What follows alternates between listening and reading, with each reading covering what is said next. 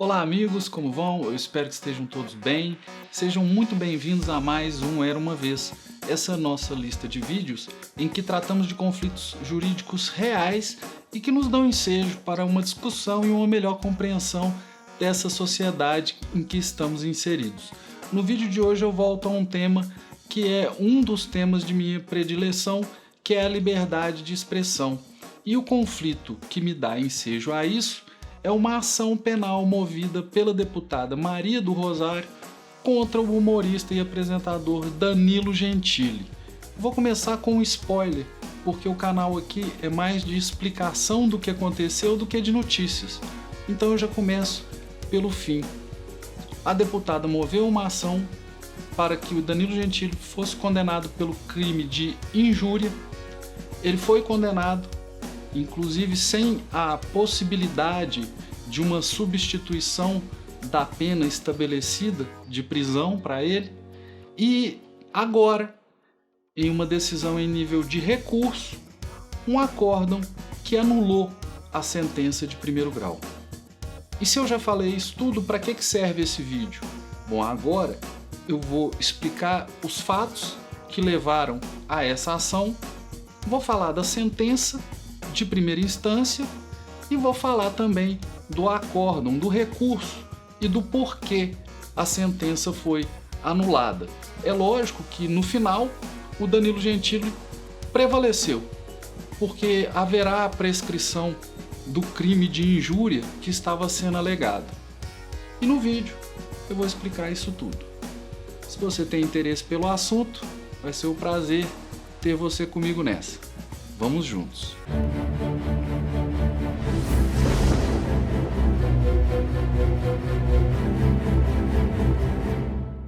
Eram uma vez duas figuras muito conhecidas do público brasileiro. De um lado, a deputada Maria do Rosário e de outra, o Danilo Gentili, apresentador, humorista, etc. O que foi que aconteceu? Gente, lá em 2016, o Danilo Gentili fez umas postagens que ofenderam a deputada Maria do Rosário. Mas do que exatamente se tratou? Que postagens foram essas? O que aconteceu? Eu não sei se você se lembra de dois eventos.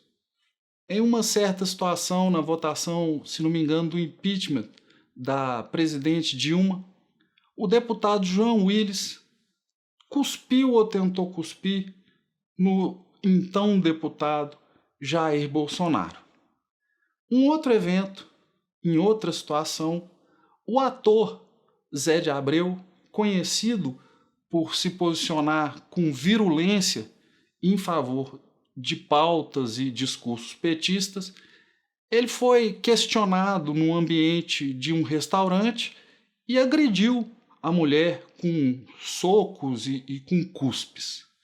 Para esses dois casos, a Maria do Rosário fez uma postagem no seguinte sentido: julgam Jean e Zé de Abreu por uma reação imediata. Quem reage à agressão não planeja como agir. Quem agride, sim. Respeite e serás respeitado. Em face dessa postagem, o Danilo Gentili encontrou uma contradição. Que contradição seria essa? Ora, a deputada Maria do Rosário participou de um atrito, uma situação meio constrangedora com o então deputado Jair Bolsonaro. Eu particularmente acho que a deputada Maria do Rosário nessa situação funcionou para o deputado Bolsonaro, tal como o CQC. Aumentou a visibilidade dele em conflitos como esse. E no conflito lá, ele fala, né? Tá dizendo que eu sou estuprador? Tá dizendo que eu sou estuprador? E ela, é. E ela vai se aproximando, ele empurra ela assim para que não se aproxime. Eu vou colocar a imagem aqui para que você veja com seus próprios olhos, é melhor do que eu tentando narrar a cena. É constrangedor, mas eu acho que é o caso. Vamos lá. Começou em 2003, durante uma entrevista de Bolsonaro à Rede TV, no Salão Verde da Câmara. Sim. Grava aí, grava aí que eu sou estuprador agora. Olha, jamais ia estuprar você que você não merece. Olha, eu espero que não. Se é esse o papo, dá, eu te dou outra. Dá que eu te dou outra. Dá que eu te dou outra. Dá que eu te dou outra. Dá que eu te dou outra. Dá que eu te dou outra. O que é isso? Mas o que é isso? Você me chamou de estuprador? Você me chamou de estuprador? Você é uma imoral. Ah, vagabunda. O que é isso? O que é isso aqui? O que é isso aqui? O que é isso aqui? O que houve então foi que o Danilo Gentili, conhecendo esse caso envolvendo o Bolsonaro e lendo a defesa que a deputada Maria do Rosário fez do Jean Willis e do Zé de Abreu, ele postou no Twitter questionamentos, logicamente ácidos, quanto à contradição. Quer dizer que quando a senhora é questionada, é enfrentada, é um absurdo, é um mas que é isso, mas que é isso. E quando são as pessoas que a senhora apoia ou com quem a senhora concorda, então eles, coitados, só puderam reagir. Os tweets do Danilo Gentili, que na época teriam ofendido a deputada, foram os seguintes. Aí ela chama o cara de estuprador, toma empurrão e dá chilique. Falsa e cínica para caralho. Já já a Maria do Rosário aparece no rádio falando que cuspir na cara de uma mulher no Nordeste é sinal de respeito. Nojenta pra caralho. E por fim, em face destas postagens de maio de 2016, a deputada Maria do Rosário procurou a Procuradoria Parlamentar da Câmara dos Deputados. Esse é um órgão da Câmara que funciona com o dinheiro dos seus impostos e que serve, em tese, para zelar pela honra dos parlamentares e da Câmara, mas que na prática sai intimando, processando, intimidando as pessoas que fazem críticas mais duras à Câmara dos Deputados. A própria ex-presidente Dilma Rousseff, quando se referindo ao impeachment, diz que se tratava de um golpe, recebeu intimação dessa procuradoria como uma medida preparatória para uma ação que seria movida contra ela por dizer que se tratava de um golpe. Olha, concordando ou não com essa afirmação, querer proibir a pessoa de dizer que estava sofrendo um golpe é um absurdo, é o fim da picada. Então esse órgão que fica lá para esse papel foi acionado pela deputada e aí mandou uma notificação para o Danilo Gentili, mandando ele tirar aquelas postagens do Twitter, deletar aquelas postagens. E o que ele fez? Ele gravou aquele vídeo que ficou conhecido como unboxing de processo, em que ele pega o vídeo da deputada, vem escrito Câmara dos Deputados, ele faz assim, aí aparece puta, aí, bom, sugerindo alguma coisa, e aí ele vai, tira e passa nas partes íntimas e devolve e fala que vai mandar de volta. Foi a reação que ele teve. Se pensarmos de acordo com a deputada, teríamos que levar em consideração que se tratava de uma reação. Pois bem, ele fez esse vídeo e aí, em razão desse vídeo, somado às postagens do Twitter, foi proposta essa ação penal contra ele. A ação correu na comarca de São Paulo, na Justiça Federal. Por que na Justiça Federal? Porque, por força do inciso 4 do artigo 109 da Constituição, compete aos juízes federais processar e julgar os crimes políticos e as infrações penais praticadas em detrimento de bens, serviços ou interesse da União ou de suas entidades autárquicas ou empresas públicas. E isso levaria, portanto, por se tratar de uma injúria contra uma deputada, levaria a matéria para a Justiça Federal. E por que São Paulo? Pelo critério de competência do lugar da infração que está previsto no artigo 70 do Código de Processo Penal. Por isso é que a ação ocorreu na 5ª Vara Criminal Federal em São Paulo, e não na Justiça Estadual, na comarca de São Paulo, como seria de se esperar. E essa ação tratava de que, segundo a deputada, ela teria sido vítima de um crime contra a honra, a injúria. Crimes contra a honra, amigos, são aqueles crimes de calúnia, difamação e injúria. E dentre estes, a injúria é aquela que se refere ao sentimento pessoal, à honra subjetiva de quem foi injuriado. Ou seja, o crime é você atacar a pessoa de modo a abalar o que ela pensa de si mesma. Olha que crime. Para mim, esse dos crimes contra a honra é um que não deveria existir. Eu vou colocar aqui um pedaço da sentença. Quando eu colocar a sentença de primeira instância, vocês vão ver que tem uns caracteres, umas fontes um tanto quanto esquisitas, mas eu vou colocar o original para que vocês possam acompanhar comigo. E lá tem uma passagem em que a juíza menciona alguns autores para dizer qual é a noção de injúria que ela está adotando. Vejam só, a injúria, que é a expressão da opinião ou conceito do sujeito ativo, traduz sempre desprezo ou menoscabo pelo injuriado. A injúria é essencialmente uma manifestação de desprezo e de desrespeito idônea para ofender a honra da vítima no seu aspecto interno, com a simples ofensa à dignidade ou decoro da vítima mediante xingamento ou atribuição de qualidade negativa. Bom, essa é a noção de injúria. Mas vamos pensar junto aqui. Nós estamos tratando de uma parlamentar, uma pessoa que exerce um cargo eletivo público e que, para um bom funcionamento da democracia, tem que poder ser questionada, criticada, inclusive de modos que ela vá entender que sejam ofensivos. Pessoal, imagine se você não puder mais falar que um político é cínico, ainda que com uma adjetivação, né, como ele fez, cínico para caralho. Quer dizer que não pode mais falar que político é cínico?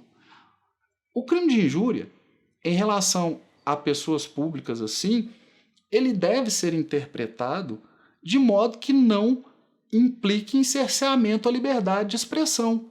Em outras palavras, deve ser uma interpretação conforme a Constituição Federal. E o correto aqui seria dizer, olha, como se trata de uma pessoa com esse poder político, público, etc., a crítica mais ácida deve ser aceita. E a pessoa tem que ter uma casca mais dura um pouquinho para aguentar isso aí. Essa é a minha opinião. Mas o que aconteceu? A juíza, na 5ª Vara Criminal Federal, condenou o Danilo Gentili. Condenou o Danilo Gentili a que pena? Qual foi a penalidade a que ele foi condenado? Eu vou colocar aí, nas lindas fontes da sentença, uma pena de 6 meses e 28 dias de detenção em regime inicial semi-aberto. No entender da juíza, a conduta social do Danilo Gentili é a mais reprovável possível em termos de dosimetria da pena. Os atos praticados por ele seriam dos mais graves. Então ela condenou, é um crime que não tem a possibilidade de uma pena muito grande, ela condenou e aí o sujeito ficou nesse limbo e recorreu para a 2ª instância. Olha, eu quando vi a decisão de 2ª instância, eu fiquei com um sentimento dúbio, porque a decisão de primeira instância, que eu achei que foi descabida do ponto de vista da liberdade de expressão, foi anulada. Oh, legal, uma vitória para a liberdade de expressão. Mas os motivos que levaram a essa anulação não entraram no mérito da discussão. Como assim? Olha, no recurso foi alegada uma preliminar. Qual era a preliminar? A deputada foi ouvida no processo, mas quando ela foi ouvida, não estavam lá os advogados do réu para questioná-la, para interrogá-la também, se fosse o caso, para ver se o que ela estava falando era verdade ou não. Ela pôde se manifestar sozinha, e isso não poderia ter sido feito. O advogado, pelos parâmetros, né, que a jurisprudência tem utilizado, os advogados do réu, Danilo Gentili, deveriam estar lá para poder questionar a deputada. Ah, mas isso mudaria a sentença? Eu acho que não. Porque, pelo que eu li da sentença, a juíza ali já tinha uma mão firme para condenar o Danilo Gentili. Inclusive pesando algumas coisas com um peso meio estranho. Por exemplo, um dos motivos que amenizaria a penalidade seria a conduta da vítima, da Maria do Rosário, como que ela se portou.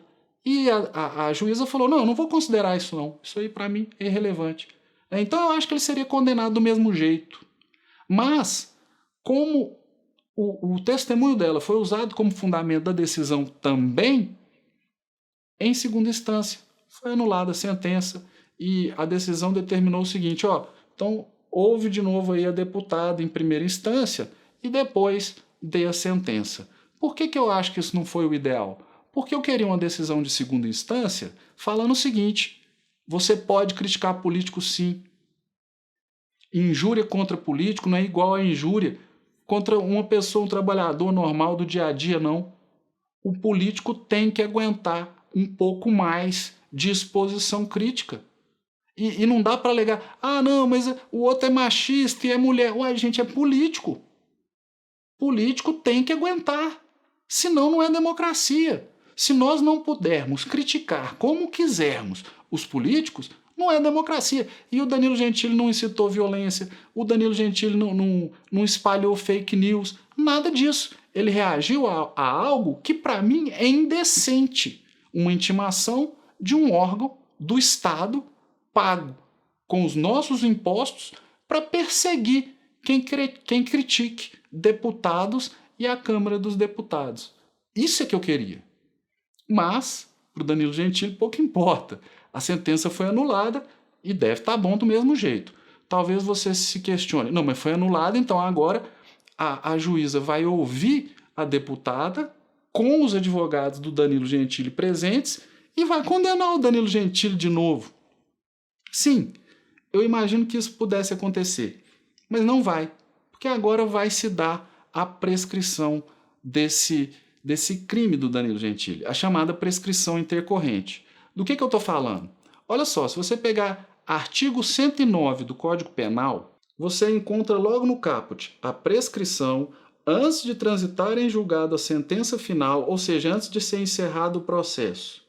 Salvo no disposto do parágrafo 1º do artigo 110 desse Código, regula-se pelo máximo da pena privativa de liberdade cominada ao crime, verificando-se.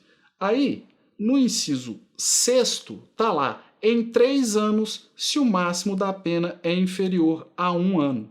Ora, o máximo da pena só pode ser inferior a 1 ano, porque não há previsão de pena maior para o crime de injúria. Então o que acontece é que, se contarmos desde o momento em que houve lá aquele vídeo unboxing do processo, que talvez tenha sido o último ato, de injúria que tenha sido mencionado, até hoje, esse crime está prescrito. Então por isso que o Danilo Gentili venceu essa, pela prescrição. E aí talvez você pense, mas Poder Judiciário também, hein? O que custava ter chamado os advogados do Danilo Gentili? Gente, o direito brasileiro não tem segurança jurídica, não. Um dia o procedimento está correto, aí no outro dia um tribunal superior decide que o procedimento não era esse. Então o que aconteceu antes já não pode mais ser considerado. Vocês acham que essa juíza queria ter errado o procedimento? Eu tenho a impressão de que ela queria ter condenado o Danilo Gentili. E vai ainda condenar de novo. Porém, se condenar, vai dizer, condeno a isso, isso e isso, porém, a pena está prescrita. É isso, pessoal. Espero que com essa exposição tenha ajudado vocês a entender melhor o que é que foi esse conflito. Quem não gosta muito de liberdade de expressão, quem acha que políticos não possam ser ofendidos, que me desculpe. Essa é a minha opinião, respeito a de vocês, mas para mim, numa democracia, a liberdade de expressão é exercida no limite. Liberdade de expressão para dizer bom dia, para dizer que vocês são lindos, não é liberdade de expressão. É isso, amigos. Obrigado pela atenção, um abraço e até a próxima.